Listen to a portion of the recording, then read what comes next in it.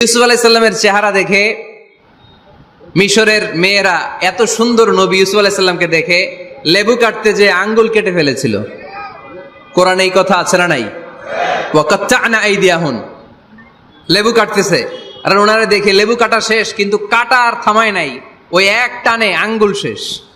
এই কথা যখন আমাদের প্রিয় নবীর স্ত্রী আমাদের আম্মা জান আয়েশা রাদিয়াল্লাহু তাআলা আনহা শুনলেন, উনি বললেন, ও মিশরের নারীরা, তোমরা ইউসুফ নবীর চেহারা দেখে লেবু কাটতে যে আঙ্গুল কেটেছো, তোমরা যদি আমার স্বামী আমার নবী প্রিয় নবীর চেহারা দেখতা, তাহলে লেবু কাটতে যে আঙ্গুল নয়, কলিজাটা কেটে খান খান করে দিতা। আমার নবীর সৌন্দর্যের সাথে কারো কোনো সৌন্দর্যের তুলনা হতে পারে? তবে তিনি মানুষ ছিলেন। কি ছিলেন? আকীদা ক্লিয়ার? কথা বুঝতে পেরেছেন?